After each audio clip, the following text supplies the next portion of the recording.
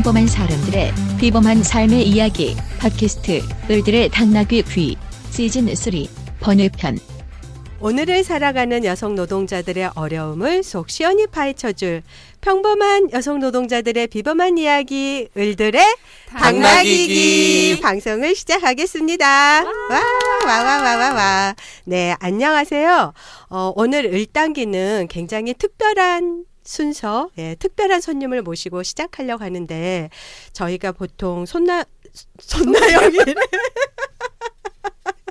손희정 선생님, 안 계시기에 망정이지. 네네. 아주 큰일 날 뻔했습니다. 손희정 선생님과 대중문화와 젠더를 저희들이 진행을 했는데요. 오늘은 손희정 선생님과 함께하는 그 시간이 아니라 말씀드린 대로 특별한 손님들을 모시고 번외편을 제작하기로 하였습니다. 네. 매주님은 9월 19일에서 25일까지가 무슨 날인지 아세요? 잘 몰랐다가 이거 준비하느라고 사실 알게 됐어요. 네. 성매매 추방 주간인데요. 2015년 시작해서 올해가 3회가 되었다고 하는데요. 성매매 추방 주간을 맞이해서 일당에서도 성매매 문제를 여성 인권적인 측면에서 다뤄보면 좋겠다고 좀 생각을 했어요. 올해는 성매매가 사라진 자리 인권이 피어납니다라는 슬로건으로 성매매 추방 주간 행사들이 진행된다고 하는데요. 일당 번외편을 통해서 성매매에 대한 오해와 편견, 고정관념에 도전하면서 서로의 경험과 지혜를 통해 새로운 변화를 모색해보는 시간이 되길 기대하면서 준비했습니다. 네, 저희가 사실 이런 번외편은 처음 아닌가요? 얼마 전에 3분짜리 음악 파일을 하나 올렸죠. 저희가 인형의 파업이라고 해가지고 제작한 그 파일 이외에는 처음이지요. 네, 이렇게 특별한 손님들을 모시고 그러니까 그만큼 을당이 잘 나간다라는 뜻으로 저희가 해석해도 될까요? 그렇게 해석하고 싶습니다. 네, 그래서 지금 그 말씀하셨던 것처럼 성매매 추방 주간을 맞이해서 성매매 방지 활동을 하시는 손님들과 함께 오늘 을당에서는 성매매에 대해서 우리가 알고 있는 것들, 알지 못하는 것들을 얘기를 나눠보고자 합니다. 그래서 오늘 참여하신 초대 손님들을 소개하도록 하겠습니다. 자기소개 좀 부탁드릴까요? 네, 안녕하세요. 저는 이 번외편이 정기방송이 되기를 기대하면서 오늘 나왔습니다. 그래서 을들의 당나귀기를 저희가 접수할까 이렇게 생각을 하고 왔는데요. 저는 성매매 문제 해결을 위한 전국연대 공동대표로 있는 정미래라고 합니다. 뭐 직책만 공동대표고요. 하는 일은 실무에서 맨날 기자회견하고 캠페인하고 싸우러 나가고 하는 모든 일들을 다 하고 있습니다. 반갑습니다. 와! 네, 저희가 일찍이 한번 모시고 싶었어요. 그죠? 저희가 시즌 2에서도 성형대출 하면서도 같이 한번 모셔봤으면 좋겠다 생각을 했었습니다. 이렇게 만나 뵙게 해서 너무 반갑습니다. 이제라도 불러주셔서 감사합니다. 네, 저희가 이제 궁금한 것도 많은데 또 다른 그 게스트가 계시기 때문에 마저 저희가 좀 인사 나눔하고 이 두 분의 얘기를 좀 들어보도록 하겠습니다. 저희가 지금 3년차 을당하고 있는데 남성 게스트로 두 번째인 것 같아요. 그죠? 저희가 그 왜곡된 남성성 다룰 때 한 번 남성분이 오셨고 두 번째 남성 게스트가 오셨습니다. 소개 부탁드릴게요. 네, 안녕하세요. 전북 전주에서 왔습니다. 남성 모임 회원으로 있는 문주현이라고 하는데요. 오늘 저희가 남성 모임 하면 흔히 뭐 마초 모임 이렇게 좀 오해들을 하고 있는데 그 오해를 좀 씻고자 이렇게 나왔습니다. 멀리 전주에서 오셨네요. 반갑습니다. 안녕하세요. 그런데 기자님 아니셨어요? 이제 저 직업은 기자고요. 저희가 있는 이제 남성 모임 이름이 시시콜콜이에요. 뭐 작고 사소한 이야기들부터 이렇게 어떻게 보면 남자들의 이제 수다 모임 뭐 이렇게 좀 볼 수가 있는데 저희는 이제 저 같은 이제 기자 직장인들도 있고 대학생도 있고 좀 전주에 사는 좀 다양한 계층의 남자들이 모여서 이제 하는 모임입니다. 네, 그 모임명이 시시콜콜. 시시콜콜 뭐 하시는 거예요? 뭐 시시콜콜 남자들의 뭐 수다라고 해서 좀 뭐 힘? 뭐 이런 거에 대한 이야기를 하기보다는 뭐 자기 이야기 좀 진솔하게 그런 거 남자들끼리 모여서 하면 또 어색하고 뭐 그럴 것처럼 느껴지잖아요. 저희들은 그런 모임에서 이런 이야기들을 하고 또 자연스럽게 이제 또 성매매 문제에 대해서도 또 이야기도 나누고 이런 모임입니다.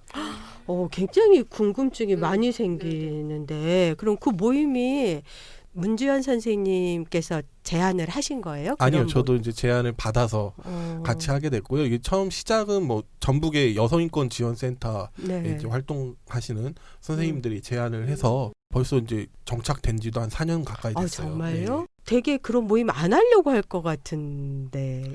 그게 오해이고 편견이고 오늘 아, 그것 때문에 그렇습니까? 왔습니다. 남자들은 그런 좀 뭐 네. 이야기하고 네. 뭐 수다 떨고 네. 뭐 싫어할 것처럼 느껴지는데 네. 그런 게 아니에요. 그렇다고 해서 뭐 엄청 수다적이다 이렇게 또 볼 수는 없지만 어쨌든 남자들끼리 같이 모여서 뭐 좀 하기 어려운 좀 민감한 문제라든지 참 성매매 같은 문제도 사실 좀 이야기하기 꺼내기가 좀 쑥스럽기도 하고 좀 그렇거든요. 근데 그런 이야기들을 서로 하면서 좀 서로 오해도 풀고 그리고 또 한편으로 여성인권지원센터에는 여성단체에서도 남성이라고 하는데 좀 오해 편견들을 있는 부분들도 서로 이제 대화를 통해서 좀 풀고 이런 자리입니다. 네. 남성들이 성매매에 대해서 갖고 있는 오해와 편견도 이제 굉장히 궁금한데 어쨌든 남자들도 진솔한 얘기를 하고 싶어 한다. 예, 그런 건 것 같아요. 네. 처음에 이렇게 모임에 참여하자고 이렇게 제안을 받으셨을 때 솔직한 마음은 어떤 거였어요?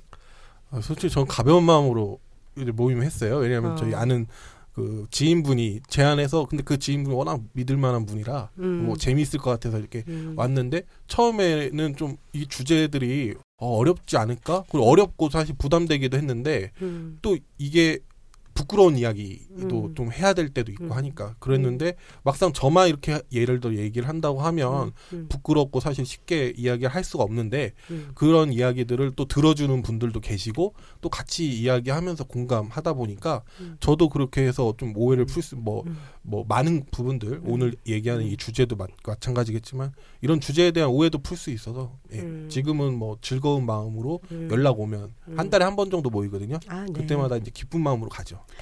이 남성 모임은 사실 우리나라에서 이 성매매판에서 이 남성 모임 만들어진 건 되게 좀 역사적인 과정이 좀 있어요. 예, 왜냐하면은 처음에 이제 남성들이 자기 얘기 하기 힘들어지고 이런 상황이고 우리 남성들이 또 수다를 떤다 그러면 이게 수다 영역 그러면 여성 영역 이렇게 많이 생각하잖아요. 그랬는데 저희가 이제 이 성매매에 들어와서 보니까 남성들은 마치 무슨 뭐 전부 다 성구매만 하는 범죄자 이렇게 되는 게 아니라 사실은 이 구조를 어떻게 유지시키고 있는가 이런 문제를 이제 저희가 이제 많이 접근을 하게 됐는데 남성들이 참여를 해야 되잖아요. 근데 우리가 참여를 시키려고 보니까 다들 안 하시니 이렇게 여기 와서 활동들 하시기를 되게 꺼려 하셨어요. 그리고 우리 여성들도 보면은 남성들이 다 자기가 접대했던 손님들이나 이 자기한테 폭력을 행사했던 범죄자 이런 식의 위치에 있는 사람들이 되게 많았잖아요. 그래서 저희가 고민을 많이 하다가 처음에 우리가 실태조사할 때 처음에 남성들이 많이 필요했었어요. 그래서 무슨 실태조사? 성매매와 관련돼서 업소라든지 이런 데 가서 실태조사를 우리가 하는데 뭐 이 성매매 영역 그러니까 여성과 관련되는 폭력 영역에서 이 실태조사라고 하는 통계치에 대한 문제 제기는 되게 많았는데 성매매와 관련해서도 2000년 이전에 이게 공식화된 통계 자료가 별로 없었거든요. 막 이제 시중에 떠도는 사회학에서 이렇게 조사했던 연구자들이 좀 했던 거 말고는 뭐 여성이 몇 명이다. 뭐 규모가 어떻다. 이런 것들이 좀 분석이 안 됐었잖아요. 그래서 이제 저희가 이제 군산의 대명동 개복동 화재 사건 이후에 정말 이 우리나라 성산업 규모가 어느 정도나 되나 이런 거를 이제 파악을 하려고 보니까 우리가 이제 그 접근성이 너무 떨어지는 거예요. 여성들이. 그래서 여성 활동가들이 이제 거기 업소에 들어가려고 하더라도 못 들어오게 하고 이러니까 그래서 접근성이 너무 떨어져서 이제 남성 자원 활동가들을 저희가 찾게 된 거죠. 처음에. 그래서 남성 자원 활동가들을 이제 좀 우리가 꼬드겨 가지고 여기 가가지고 꼬드겨가지고 네, 아주 전문적인 용어 나왔습니다. 꼬드겨가지고 네. 뭐라고 이제 꼬드겼냐면 여기 전화 걸어서 여기 업소가 뭐 하는지 물어봐라. 그러면 이제 우리가 막 맛있는 밥도 사주고 이제 술까지는 안 사주지만 꼬드긴 거 맞네. 네. 그러면 그리고 네가 하는 일이 엄청 중요한 일이다. 막 이렇게 해가지고 중요하죠. 네, 굉장히 중요한. 왜냐하면 저희가 전화 걸면은 우리 이런데 영어 안 한다 이런 식으로 하니까 그래서 사실은 이 남성 활동가들 그 자원 활동가부터 시작해서 저희가 이제 조사 작업에 많이 이제 같이 갔었습니다. 그래서 이제 우리가 가면은 사실대로 얘기를 안 해주니까 이제 우리 남성 활동가들이 가면은 여기 업소에서 뭐 우리 오늘 저녁에 회식하려고 하는데 뭐 몇 명 돼요? 이렇게 물어보면 이제 알선을 알아보는 거죠. 그럼 여기 된다 안 된다 이러면은 이제 우리가 체크하고 이런 식으로 해서 굉장히 수공업적으로 우리가 이제 실태 조사할 정말 때 수고 많은 예, 그런 실태 식으로 조사를 이제 하셨네. 접근을 하면서부터 이 남성들이 이 안에 어떻게 들어올 건가. 그러니까 처음에는 조사원이나 뭐 이런 간단하게 내가 이 단체가 하는 일에 도움을 주는 게 어떨까 이렇게 접근했던 것들이 많다가 사실은 이제 우리 단체들이 생기게 되면서부터는 와서 보니까 이제 여성들의 상황 얘기 들어보고 구조를 바꾸려면은 단지 내가 안 하는 이런 문제는 안 된다. 이래서 이제 저희가 이 남성 모임들을 이제 쭉 그 2000년 초반부터 이 지역별로 좀 만들기 시작했어요. 근데 아시다시피 지금 아까 우리 문전 쌤 말했다시피 남성들이 직장도 있고 뭐도 있고 막 하다 보면은 잘 이렇게 모이지도 않고 또 자기 얘기를 거기 가서 한다 그러면은 처음에는 하려고 하는데 잘 안 되는 여러 가지 요인들이 있어갖고 좀 안 되다가 이제 저희가 이제 최근 들어서 우리 이제 지역별로 몇 군데 지역에서 이제 아주 또 과감하게 이런 모임들을 진행을 하면서 하고 있는데 아주 우리 전북의 시시콜콜이 굉장히 그런 모임들 지금 잘하고 있는 이런 곳이에요. 몇 분 정도 하셔요? 그러면 시시콜콜은? 일단은 뭐 이렇게 많이 모이지는 않아요. 그래도 뭐 한 번 모일 때마다 한 4-5분 정도가 모이고요. 그리고 저희가 이제 단체 좀 카톡방 같은 걸 운영을 하거든요. 거기는 한 20분 정도가 지금 이제 있으면서 서로 뭐 이런저런 얘기도 하고 그렇습니다. 근데 아까 문주현 선생님 얘기 들으면서 뭐 잘 아는 지인 따라 갔다 그랬잖아요. 예, 친구 따라 강남 갔더니 님도 그렇죠. 보고 뽕도 따고 있는 것 같은. 아주 좋은 거죠. 왜냐하면 우리 성매매 가면은 대부분 많은 사람들이 친구가 같이 가자고 했다. 업소에 좋은 데 있다고 하더라. 그래서 이제 좋은 데 있다고 해서 따라갔더니 거기더라. 뭐 이런 게 있는데 정말 여기는 정말 친구 따라 이렇게 지인이 어떤 방향으로 이렇게 가느냐에 따라서 되게 많이 달라지기 때문에 길이 달라지는 거죠. 그래서 문주현 선생님께서 친구 따라 강남 가가지고 그 오해와 편견이 어떻게 바뀌었는지도 굉장히 궁금한데 지금 그 얘기를 다 하면은 안 되겠죠. 그쵸. 예. 그 시시콜콜과 둘러싼 선생님 소개는 좀 여기에서 예, 하고요. 그다음에 그 정미래 선생님 아까 막 말씀하시면서 군산 개복동. 무슨 사건이라고 하셨죠? 개복동하고 대명동이라고 말씀하셨던 거예요. 예, 쓱 지나갔는데 정미래 선생님이 이 성매매 문제 해결을 위한 전국연대 이 성매매 문제의 활동을 시작하게 된 배경이 거기에 있지 않습니까? 예, 그 얘기도 조금 해주시면서 자기소개 얘기도 조금 더 해주시죠. 예.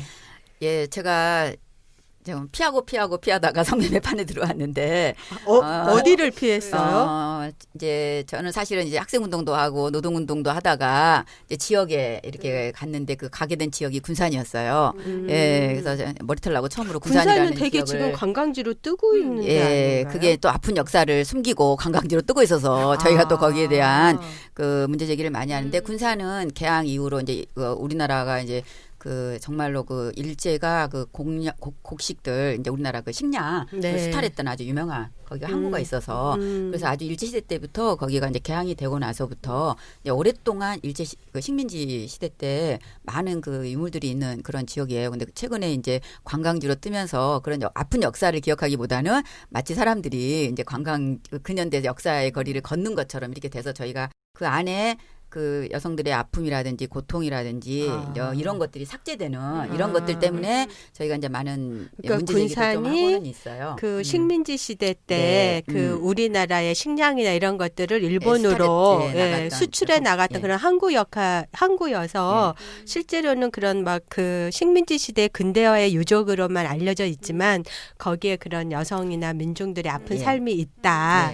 예, 그런 배경에 있는 곳에 가게 되었다. 네. 그리고 이제 그건 뭐 다른 이유 때문에 가게 됐는데요. 그리고 또 거기에 그래서 일제시대 때부터 있었던 유각이라고 하는 이런 형태도 있고 또 거기가 미군 그 공군 그 비행장이 하나 있어요. 그러다 보니까 그 옆에 우리나라 최초로 아메리칸 타운이라고 그 아메리칸 타운 주식회사라고 해서 이제 그 전 그 군인이었던 사람들이 여기다가 아메리칸 타운 주식회사를 만들어 갖고 소위 말하면 공창도 아닌데도 일반 민간 업자한테 그 근처에 기지촌을 하나 형성하게 된 이런 그 지형을 갖고 있던 곳이에요. 거기가. 그럼 이건 거기다가 언제 된 거예요? 예, 72년도예요. 그래서 아. 이제 그리고 나서 시내에는 이제 네.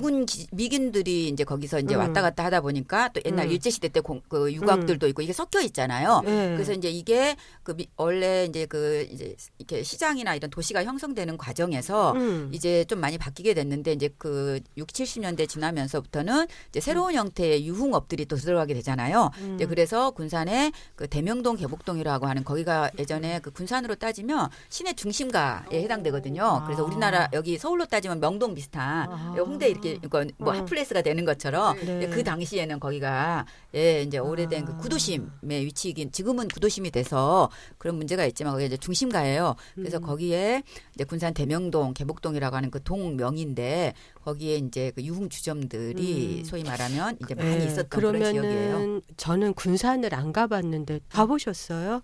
예, 저는 군산 뭐 여행도 가봤고 네. 이 대명동 개복동 그것도 매년 9월에 이제 또 거기를 순례도 하고 하거든요. 거기 순례단에 그러시구나. 같이 민들레 순례단이라는 이름으로 아, 하는데 민들레 순례단. 네. 그것도 이제 되게 궁금해지는데 어쨌든 군산이란 곳이 일제 시대 때 그래서 유곽도 남아 있는 데다가 72년도에 미군 비행장 그러니까 한국 전쟁 이후에 예전에 일본이 썼던 그 만들어 놓은 비행장이 그대로 미군이 이제 전쟁 이후에 거기를 비행장을 쓰고 있어요. 공군이 있어서 미군 공군이 주둔을 하고 있으니까 공군 비행장이에요. 거기가. 미군 공군 비행장이 그 옆에 있고 이제 미군이 주둔을 하니까 그 인근에 이제 아주 옥구라고 하는 그 광활한 땅을 이제 민간업자한테 준 거예요. 그게 바로 군산 아메리칸 타운이에요. 예. 근데 거기가 미군 기지촌이죠. 미군 여성들 기- 예. 클럽을 다 만들어서 거기서 여성들을 미군들을 위한 보통 휴식과 안전 이런 정책이라고 하잖아요. 위안을 주는 그런 것으로 이제 미군 이제 공군 비행장에서 아예 셔틀이 운영이 돼요. 거기까지. 정말 네, 그렇게 해가지고 셔틀이 운영이 되면 왜냐면 거기 이제 클럽들이 쫙 있으니까 그렇게 해서 했다가 이제 80년대 이제 이후에 90년대 이후에 우리나라의 이 성산업의 방식이 이제 바뀌게 되잖아요. 그렇게 되면서 이제 지금은 이제 필리핀 여성들이라든지 외국에서 들어오신 이제 이런 들어오신 여성들 이제 E6 비자의 문제도 다른 문제가 있는데 이런 여성들로 해서 이제 지금은 필리핀 여성들이 많이 있고 우즈베키스탄이라든지 이런 데서 들어온 여성들이 많이 있는데 이제 그 변화하는 과정에서 이제 아메리칸 타운이 원래는 그 주류 면세를 받는 외국인 전용 클럽들로만 형성돼서 원래 외국인들만 들어가게 돼 있어야 돼요. 그런데 이제 최근에 이제 많은 그러니까 특정 구역을 만들어 놓은 거거든요. 그래서 특구처럼 관광 특구 형태로 되어 있는데 여기에 이제 뭐 이제 많이 이제 요즘은 제도가 바뀌어서 거기가 이제 지금은 관광 문화 특구가 되면서 내국인도 좀 이제 출입이 되게 되고 이런 방식으로 좀 바뀌어 있어요. 네. 그래서 지금 저희가 이제 군산이라고 하는 곳을 좀 그 대명동, 개복동 얘기를 하다 보니까 거기가 이제 그런 성매매 직결지였잖아요. 예. 근데 이제 거기에 어떻게 거기가 그렇게 직결지가 형성됐나 어떤 군산의 역사성 뭐 이런 걸 좀 짚어보다 보니까 군산이 굉장히 그런 일제시대 유곽이면서 미군의 기지촌이면서 또 그런 유흥업소가 굉장히 발달된 이제 그런 배경들을 저희가 살펴보게 되는데 이 대명동 개복동에는 그런 그 규모나 이런 것들이 어느 정도였는지 좀 그 사건의 발단 좀 그 지역을 저처럼 안 가본 사람이 많기 때문에 어느 정도인지 좀 얘기를 해주시면 좋겠어요. 그 2000년도에 대명동 화재 사건이라고 하는 거는 사실은 2000년이었어요. 예, 2000년도에 발생한 이제 대명동 화재 사건은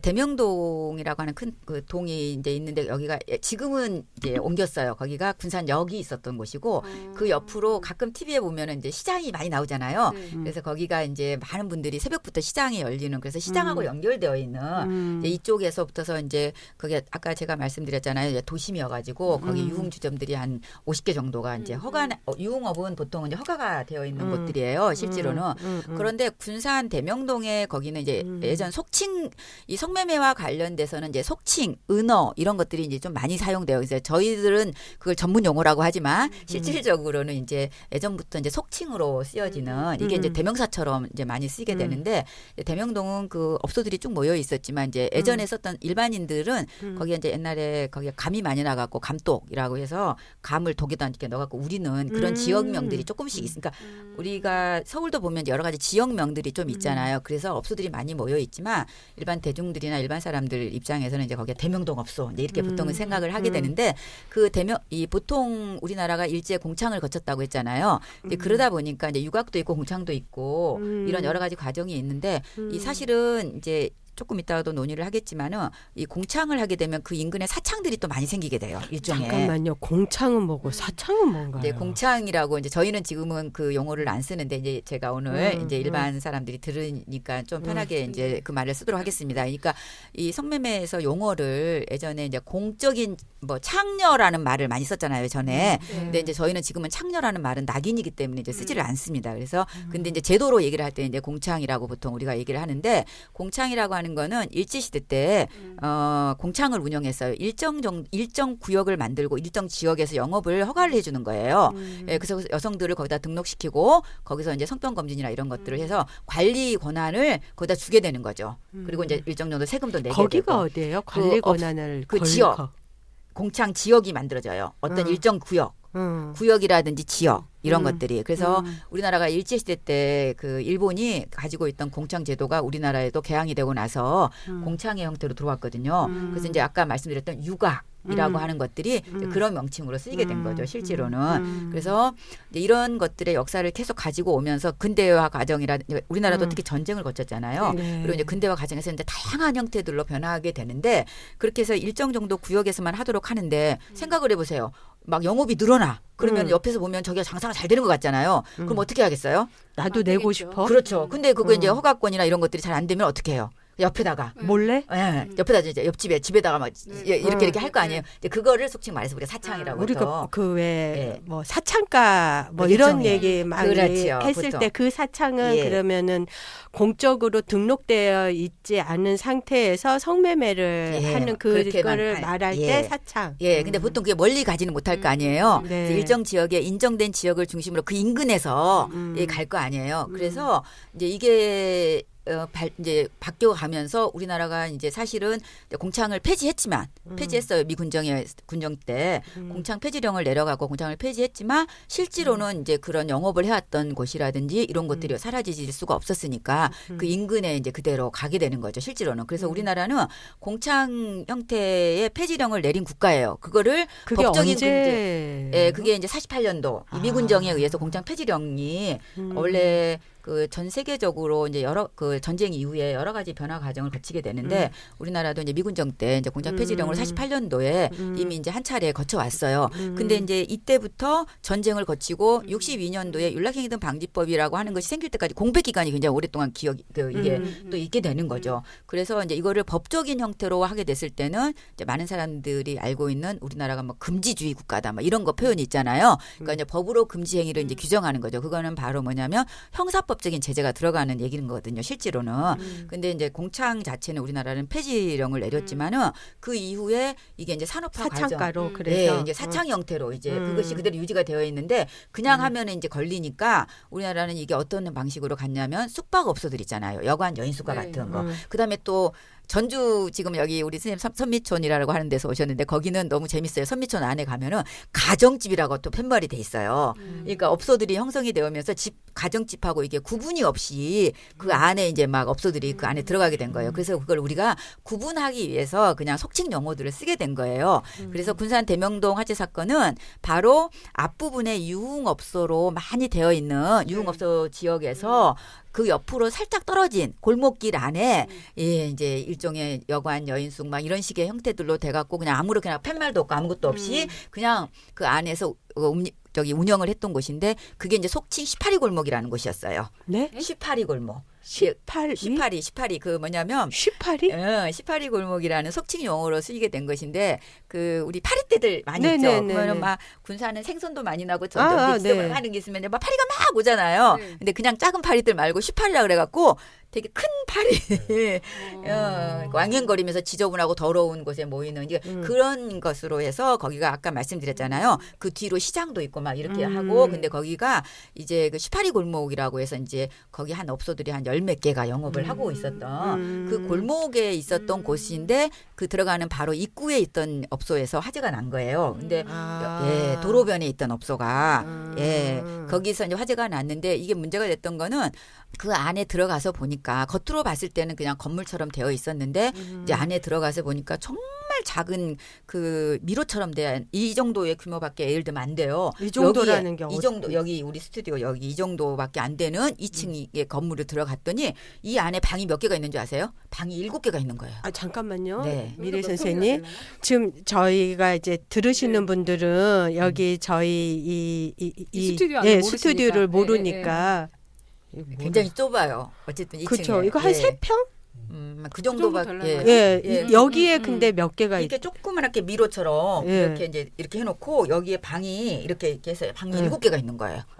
이게 이제 화재가 나고 저희가 들어가서 보니까 거기 안에 그렇게 돼서 있고 또 이제 그렇게 되어 있는 것이 다 여성들이 그 안에 이렇게 거기서 영업을 하도록 되어 그럼 있던 그 거죠. 방 하나가 지금 여기에 딱 이거 침대 하나 있죠. 그러니까 조그마한. 딱 누우면 끝일 거예요. 눕지도 못해요. 그러니까 침대 하나 있죠. 그것만 딱 있어요. 침대 하나. 예. 아. 침대 하나만 있고 그러면 이제 보통 2층에서 보통 불이 나면 뛰어내리면 된다고 생각을 하잖아요. 저희도 그렇게 생각을 했어서 갔다 보니까 이제 그게 안 됐던 이유가 안에 들어가서 보니까 밖에서는 잘 몰랐어요. 그랬는데 안에 들어가서 보니까 이게 이제 가구 있잖아요. 우리 보통 이렇게 침대가 하나가 있으면 보통 이렇게 조그만한 그 옷장 비슷한 거 그런 걸로 막혀져 있고 그 뒤에가 또 유리창이 있는데 거기 앞에 또 새창살이 있고 이런 것들. 그럼 예, 감금 형태. 약간 이제 그런 거죠? 것들. 그러니까 그러면 또 문 쪽으로 연결이 돼야 되는데 네. 이게 이제 화재가 어디서 났을 때 도저히 선생님들 생각해 보세요. 도저히 뭐 어디로 갈 데가 없잖아. 연기는 자욱하고. 그래서 보통 이제 화재가 나면 그런 구조에서는 우리가 불에 타서 죽는다. 이건 정확한 표현이 아니죠.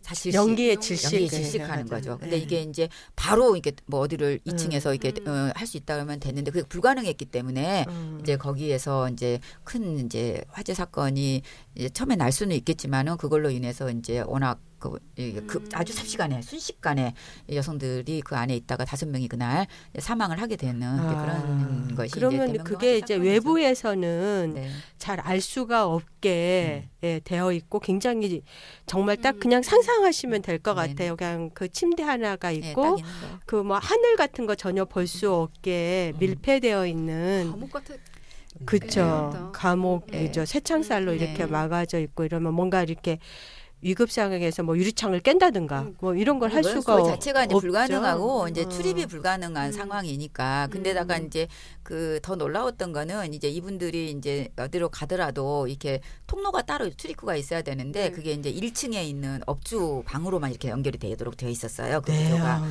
예, 그러다 보니까 근데 이제 업주는 또 거기 밑에 있던 관리는 또 살았어요. 이 사람은 왜냐 이제 2층에 불이 났는데 그 불 끄러 가지를 않고 그냥 거기 있던 장부 갖고 이제 자기들 훔쳐나간 가족들끼리 대책회의 하러 간 거죠. 예, 그런 그게 이제 엄청난 사건이었는데 사실은 이제 저희도 그 사건의 본질을 좀 정확히 알 수가 없잖아요. 불이 났다고 해서 왜냐하면 수많은 사건들이 있기 때문에 본질은 잘 알 수가 없는데 이제 제가 현장에 가서 보니까 이제 주변인들이 이제 얘기를 하시더라고요. 주변에서 뭐 불쌍해서 어떡하느냐 막 이런 얘기부터 하셔갖고 이제 저희가 이제 여성단체에서 왔다고 하면은 얘기를 안 해주시니까 이제 지나가는 행인이 이렇게 이제 딱 해가지고 서서 이제 궁금한 거 우리 원래 또 우리나라 사람들은 이 싸움 구경하고 불 구경은 좀 하신다며요. 그래서 이제 그런 것처럼 이렇게 지나가는 행일 이렇게 하면서 가서 여쭤봤죠. 저기 어떻게 난 거냐, 어떻게 된 거냐 했더니 이제 그 인근에 계시는 분들은 이제 그 동안에도 많은 사건들이 있었었고 그래서 좀 알고 계셨던 거죠. 그분들은. 예, 그래서 그 전날도 뭐 이렇게 막 뭐 사람을 두드려 패는 소리도 있었다. 그래서 정말 저기 있던 그 여성들은 정말 불쌍한 애들이다. 막 이런 식의 표현들을 많이 하셨어요. 그래서 도대체 이게 무슨 사건인가 하고 이제 저희가 이제 접근을 하려고 했지만 잘 안 됐던 부분이 많이 있었죠. 근데 이제 저희를 더 분노하게 했던 거는 경찰이나 이런 데서 발표했던 게 이제 그때 당시에 썼던 용어 윤락녀 몇 명이 거기서 이제 사망.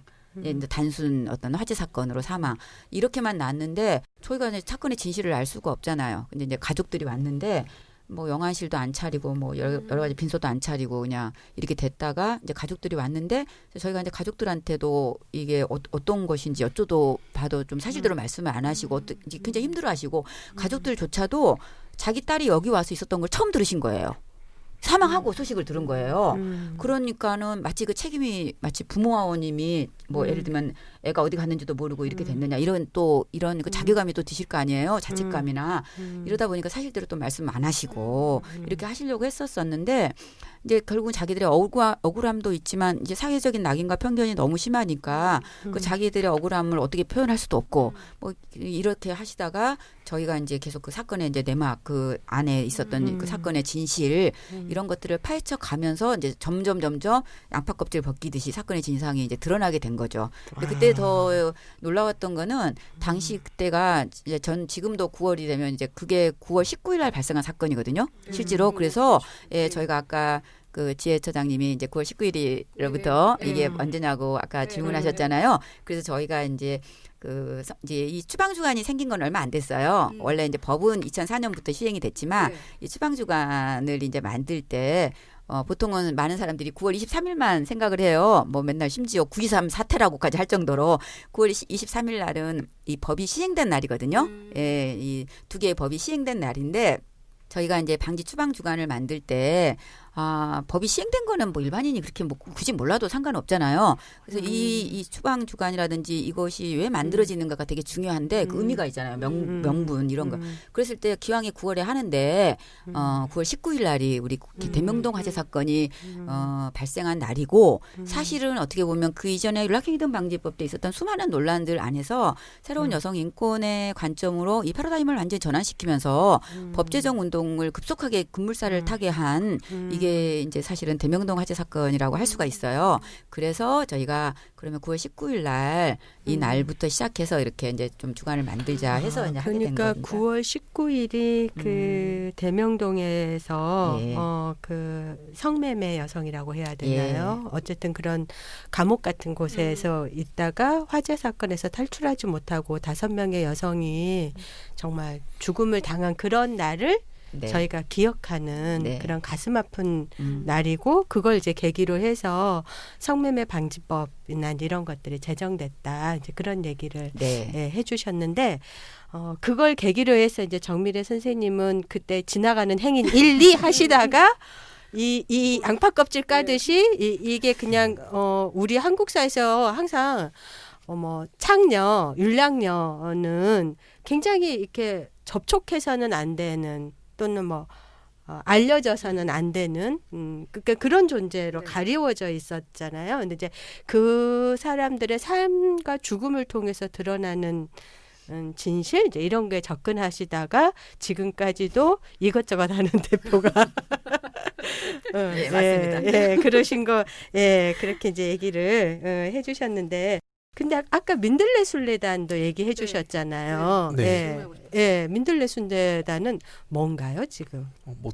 제가 뭐 준비하는 건 아니라서 어떻게 자세히 설명드릴 수는 없지만 저도 이 대명동 개복동 화재 참사에 대해서 좀 어떻게 보면 이 남성 모임을 하게 된 좀 계기이라고도 볼 수 있고 여기 있는 정미래 대표님도 항상 멀리서만 그 군산 그 화재 참사 이걸 처음 저도 가게 된 게 이제 2004년도였거든요. 그러니까 이 화재 사건들이 있고 나서 한 2, 3년 지난 후인데 좀 처음에 좀 부채감 같은 게 있었어요. 왜냐하면 저는 전라북도에서 굉장히 큰 사건이고 그리고 우리가 그렇죠. 흔히들 전주에 계시니까 많은 분들이 돌아가셨잖아요. 네. 그리고 뭐 성매매 특별법에 사실 이제 계기가 됐던 뭐 이렇게만 의미로만 봤었는데 사실 그 당시에 사건 당시에는 전혀 저 몰랐었거든요. 이런 일이 관심에도 두지 않았었던 건데 막상 우연한 계기에 2004년도에 이 현장에 가고 그때는 인사는 오늘 처음 나누지만 정미애 대표님이 이런 얘기들 방금 해줬던 구구절절한 얘기들을 듣고 나서 좀 부채감 같은 게 또 생기더라고요. 더 어떤 부채감이 생기셨나요? 충격적이었던 거는 그런 거죠. 그러니까 아무도 그 화재 참사 현장 화재가 있기 전에 그 안에 어떠한 일들이 있었고 그런 걸 전혀 아무도 몰랐다는 거죠. 뭐냐면 아까 말씀드렸던 것처럼 밖에서 저도 이제 그 현장을 가봤을 때는 밖에는 다 창문이에요. 그래서 처음에 의아하게도 생각했어요. 불이 나면 당연히 뛰어내리든지 그러니까 깨고 나오면 되지. 깨고 나오면 되지. 근데 이제 불이 나고 나서 안에를 보니까 막 벽돌이 쌓여 있다든지 이렇게 막혀 창문은 밖에선 창문이지만 안에서는 벽이 없고 문들은 뭐 자물쇠로 잠겨져 있고 그 문 앞에서 많은 분들이 또 돌아가셨다고 해요. 그러니까 살려고 어찌됐든 이렇게 노력을 하신 건데 그런 구조적인 부분 문제들 때문에 그런 걸 좀 듣고 나니까 이게 이제 좀 그걸 몰랐다는 거. 그리고 어떻게 보면 저 스스로도 좀 그런 부채감이나 좀 뭔가 연민 이런 것들이 느껴졌었는데 그리고 그러다가 이제 몇 차례 이제 민들레 술래단 이런 것도 참여하면서 이제 지금은 어떤 느낌이 드냐면 좀 아쉽다라는 생각이 들어요. 뭐냐면 이게 화재 참사가 있었을 때는 아까도 말했지만 지역에 많은 또 시민사회 단체들도 분노하고 공분을 했어요. 그러니까 그게 꼭 여성 단체만 공분하고 분노한 건 아니거든요. 근데 10년이 지난 지금 현재 돌이켜 지금은 민들레 술래단이나 이런 데 가보면 거의 대부분 이제 여성 단체나 여성분들만 사실 있는 거예요. 그 안에 같이 이 사건을 알아야 될 뭐 군산의 시민들이나 아니면 남성들은 사실 거기에 술래단에 잘 찾지도 않고 이제 기억 속에 잊어버린 거죠. 그리고 또 덮으려고만 하고 그런 것들이 좀 안타까운 마음 또 한편으로 그런 마음 여러 복잡한 생각들이 들면서 저도 이제 좀 이제 시간이 될 때마다 그 해마다 좀 찾고 있는데요. 올해도 이제 19일 날 아마 민들레 술래단이라고 해가지고 아침부터 아마 개복동하고 대명동을 찾을 건데 그렇게 이제 해마다 이 시기가 되면은 이제 많은 이제 참 여성이라고 하긴 그렇지 시민들이 더 와야 된다고 생각하는데요. 이렇게 와서 이제 개복동과 화재 참사, 대명동 화재 참사도 찾고 그리고 그 좀 안타깝게 돌아가신 분들 여성분들을 우리 이제 그런 납골당 같은데 지금 현재 모셔져 있는데요. 그곳에 가서 이제 추모도 하고 그런 시간을 좀 갖는 게 이제 민들레 술래단입니다. 그렇구나. 아 제가 잠깐만 보충 설명을 좀 해드릴게요. 네. 왜 민들레 술래단이었을까요? 민들레 호시대요? 아, 네. 그런 그 유행가 가사에서 온 게 아니고요. 저희가 이제 추모 행사들을 이제 하고 여성들의 이제 장례식을 치르고 이러는데 쓸 수 있는 노래가 없는 거예요. 추모곡으로. 그래서 이제 추모시나 이런 거는 이제 많은 분들이 또 옆에서 해주시기도 하고 했는데 그 노래를 이제 새로 만들기도 어렵고 이제 여러 가지 진홍굿도 하고 많이 하잖아요. 그래서 이걸 어떻게 할까 하고 이제 많이 했었었는데 그때 이제 우리가 민들레처럼 네, 그래서 민들레처럼 살아야 한다. 수천 수만의 호시가 되어 이런 그 저기 모 시인의 노래가 있잖아요. 박노해. 네. 네, 제가 또 노동운동 하다 보니까 그래서 이제 이것이 정말 이 사람들이 아무도 돌보지도 않고 예, 그냥 아무도 보지도 않고 아무도 살펴보지도 않고 오히려 그냥 길가에 채이면서도 아무도 거기에 문제가 있다라고 생각을 안 하고 있었던 이 사람들의 삶의 모습이 너무 많이 떠올랐었고 그다음에 이제 이것의 홀씨라고 하는 것들은 아 이걸 통해서 우리가 이제 여성 인권의 홀씨들을 어떻게 퍼뜨려 나갈 건가 이런 거에 이제 적합한 노래를 이제 생각을 했었어요. 그래서 이제 저희가 이제 장례식 때 이제 이 노래를 틀게 되면서 이제 민들레라고 하는 좀 약간 우리가 쓰는 상징적인 용어로서 이제 된 거고 그래서 저희가 이제 사실은 매년 이제 추모 행사라든지 이런 것들을 해 나가는 게 출발이 됐었고 이 추모 행사를 좀 전국적으로 다 모여서 해보자 우리 전북만 하지 말고 이렇게 되면서 이제 민들레 술래단이라고 하는 그 이름으로 전국의 이제 단체들이나 이제 관심 있는 사람들을 모으게 된 것이 2006년이에요. 예, 그래서 이제 민들레 술래단은 2006년부터 전북을 중심으로 해서 이제 저희 정운연대가 전국에 13개 지역에 있는데 제주까지 다 오세요. 그래서 최근에는 이제 여성 인권의 이 기억과 공간, 이제 망각의 세월로부터 기억하라 뭐 이런 거 있잖아요.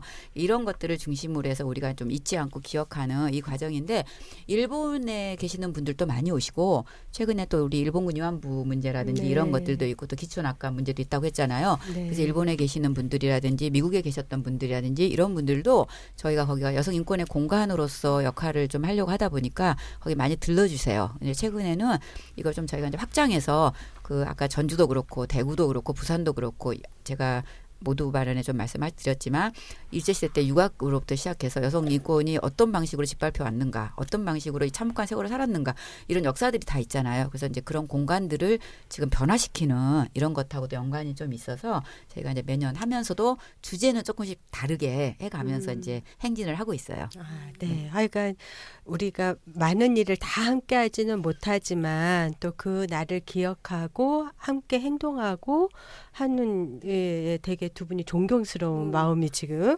가슴에서 모락모락 올라오고 있습니다. 근데 이제 아까 기자님께서 말씀하실 때 덮으려고만 한다 사람들이 이러한 사건들을 근데 이제 우리가 세월호 사건에서도 기억하자라는 거였잖아요. 우리 아이들이 왜 죽을 수밖에 없었는지 그 그러한 죽음이 일어난 어떤 우리 사회의 구조적인 문제들까지를 다 우리가 바로잡자. 제발 좀 사람답게 살아보자. 이게 올해 우리가 촛불을 일으키고 뭐 하여간 좀 대한민국을 새로운 정말 국민이 주인된 나라로 만들자라는 이제 그런 힘이었다고 생각이 드는데 그 말씀하신 것처럼 뭐 식민지 시대나 뭐 미군 기지의 그런 기지촌이 다 여성의 성을 막 착취하고 폭력적으로 정말 그 삶을 요즘 유행어로 한다면 뭐 갈아 마신다? 완전히 막 그렇게 그렇게 하면서 이제 한국의 자본주의가 뭐 성장하고 돈을 벌고 뭐 외화벌이 하고 이제 이런 아픈 역사들을 이제 이 두 분의 말씀 속에서 이제 같이 느낄 수가 있었는데 사실 그 법이 만들어지면서 성매매 여성에 대한 낙인은 좀 준 것 같아요.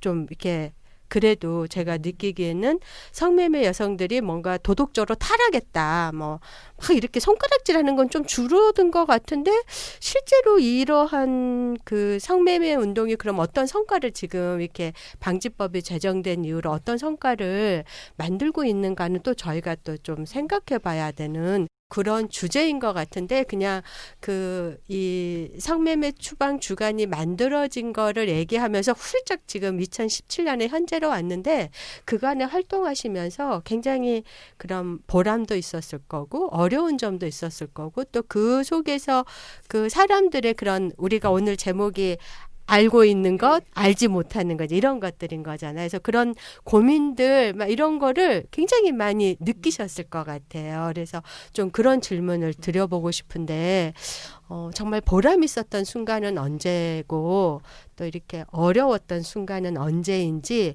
어떤 얘기 들을 때 가장 또 가슴이 아프고 정말 이건 아니야! 우리라면 꺼져! 뭐 이렇게 외치고 싶은 그런 것도 있으셨을 것 같아요. 좀 그런 얘기를 나눠보도록 하겠습니다. 어느 분께서 먼저 시시콜콜 우리 문주현 기자님께서 먼저 얘기를 좀 해줘 보실까요? 예, 저희가 이제 드디어 저희 시시콜콜 이야기를 하게 되네요. 저희 모임 같은 경우는 그러니까 거창한 건 아니에요. 그래서 뭐 저희가 특별히 많은 활동들을 뭐 이렇게 하거나 뭐 성금이 안 하기 운동을 뭐 매일매일 캠페인을 뭐 적극적으로 한다거나 그런 건 아닌데요. 저희들이 그래도 모여서 같이 일단 특히 성매매 문제에 대해서는 같이 좀 머리를 맞대고 이야기하는 시간이 몇 번 있었어요. 그러니까 뭐 예를 들어 전주는 한옥마을이 관광지인데 네, 그 저 몇 번 가봤어요. 예, 한옥마을 앞에서 뭐 버스킹을 하면서 저희들끼리 이 성매 문제에 대해서 또 남자들 수다 같이 이야기하는 공개적으로. 자리. 네, 근데 남자들이 이야기를 하는 뭐 그런 좀 시간을 갖게 되면서 보람이라기보다는 제 스스로가 좀 많이 얻어가는 것들이 있는 것 같아요. 그러니까 성매매 문제에 대해서 여러 논란들이 있잖아요. 네. 근데 그런 논란들을 좀 저도 보다 보면 가끔 혼란스러울 때가 있거든요. 뭐 예를 들어 합법, 비합법 문제라든지 그런 것들을 좀 내 안에서 좀 정리하는 좀 계기가 있어서 좀 좋았고 뭐 힘든 거 사실 시시콜콜이 그렇게 힘든 모임이라거나 그런 거 아니거든요. 너무 일상적으로 또 한 달에 한 번 정도 같이 모여서 자유롭게 좀 살아가는 이야기 또 친해지다 보면 이렇게 이야기하는 모임이다 보니까 특별히 힘든 점은 없는데 그럼에도 불구하고 그런 부분은 있죠. 여전히 우리 이렇게 이런 이야기들을 할 수 있는 공간이 뭐 그렇게 많지는 않잖아요. 저희 사회에서 그런 부분에 대한 아쉬움이 좀 있죠. 네, 알겠습니다.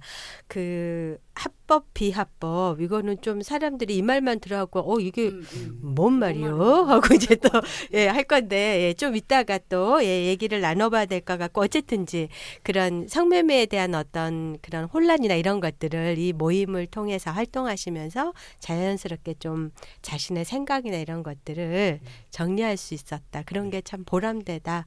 라는 굉장히 탕구형 인간이신가요? 그렇게 보이세요? 아니 보통 보람 그러면 술을 많이 마시고 뭐 이런. 제가 술을 잘 못 마셔가지고. 그런데 이렇게 뭔가 생각이 정리되고 탕구형 인간이신 것 같아요. 건전인가? 건전인가? 예. 저요? 사실은 뭐 저는 뭐 보람 이런 거를 좀 감각이 둔해가지고 그 뭐 보람이 있다 이런 거보다는 일 중독자여 가지고 맨날 일만 시키고 우리 활동가들이 이제 언제까지 착취할 거냐 맨날 저한테 저 소송 들어올지 모르는 특히 우리 지금 우리 말로 우리 시샘 말로 9월이면 우리 메뚜기 한철이라고 우리 되게 바쁜 때거든요 지금. 오늘 여기 온다 그랬더니 왜 거기 가갖고 자기들 일만 시키냐고 또. 예. 활동가 분들은 저희 평등의 전화 사무실. 예, 언제 전화하실지 몰라요. 예. 노동 강도가 너무 세다며. 아 이것도 이렇게 또 내부 고발자가 되면 안 되는데. 그러니까 이 성매매판이 이제 성매매판뿐만 아니라. 그러니까 여성 인권과 여성 폭력과 관련되는 이 단체들이나 이 운동을 하고 있는 쪽은 되게 어려운 부분이 많은 것 같아요. 그러니까 마치 이게 여성에 대한 인권 문제를 제기를 하고 이거를 이슈 파이팅을 하고 사회적인 의제로 끌어내 가지고 이제 하면서 사회가 어떤 그 구조 자체가 바뀌지 않은 상태에서 피해자는 다른 형태로 계속 양상이 되잖아요. 근데 마치 많은 사람들은 제도화가 되고 나면은 이 피해자들을 다 여기서 마치 다 돌봐주고 있고 이제 이렇게 되니까 문제가 해결된 것이 아니냐 이렇게 생각하는데 성매매는 더 그런 것 같아요. 그렇게 되는데 그러니까 바로 그게 뭐냐면 성매매는 이게 마치 거래로 이렇게 생각을 하고 있고 그래서 여성들이 마치 이제 자기들이 이제 편하게 쟤네들이 돈 벌려고 저런 거 하는 거 아니냐. 그리고 아까 이제 여러 번 말씀을 드렸지만 이제 군산 사건 얘기하면 그건 옛날 얘기다 이런 식으로 해버려요. 근데 2000년도가 옛날인가요? 그리고 일제시대 때 얘기나 이런 게 문제는 옛날이라고 할 수는 있겠지만 그 문제 해결이 안 됐기 때문에 지금도 계속 되풀이되고 있고 그 역사 안에서 켜켜이 쌓이면서 다른 또 이 갈등과 모순이 이렇게 겹치게 되는 영역인데 특히 이 성매매와 성산업 영역은 이 국가와 시장이라고 하는 것이 아주 결탁이 되어 있기 때문에 더욱 심하게 나타나거든요. 근데 굉장히 어려운 얘기를 예. 이제 막 하시네요. 국가와 시장이. 이런 말 아까 결탁되어 매주님이 하지 있다. 말라고 했는데 너무 도덕적인 얘기 하지 말라고 했는데 저 도덕적인 게 아니라 굉장히 구체적인 내부 얘기. 고발자 맞습니다. 예. 그래서 이게 되어 있고 이것에서 결국은 뭐냐면 쉽게 말씀드리면 돈이 왔다 갔다 하고 있는 거죠.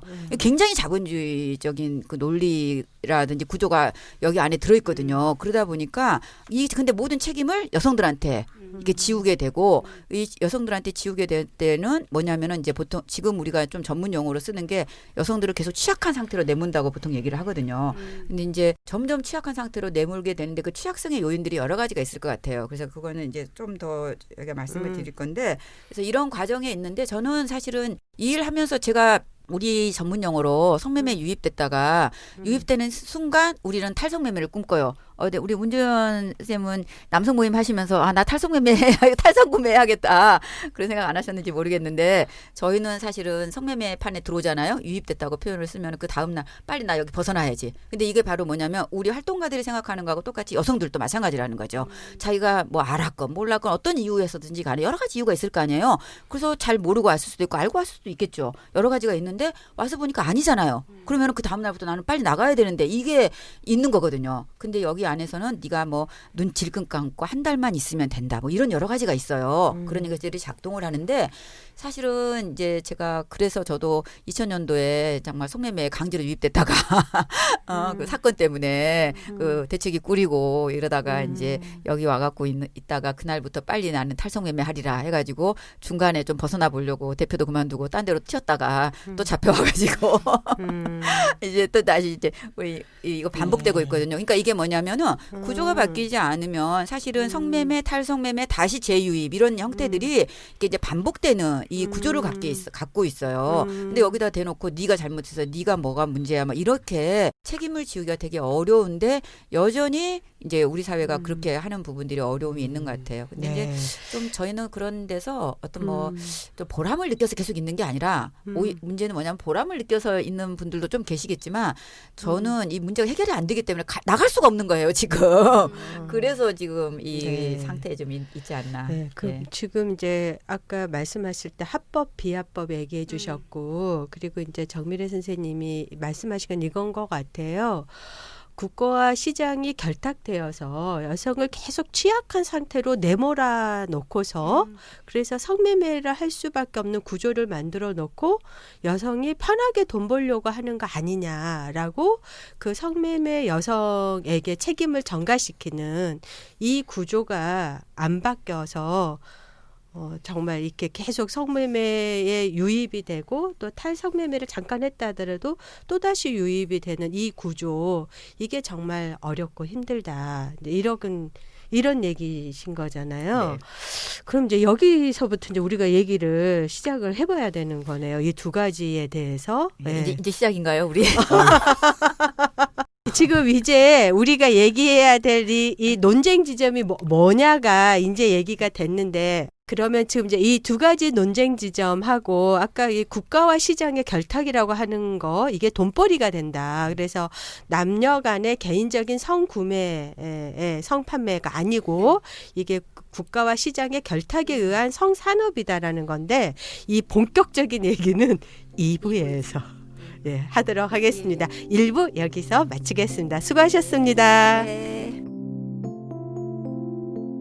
팟캐스트 을들의 당나귀 귀 시즌 3는 한국여성노동자회에서 제작합니다.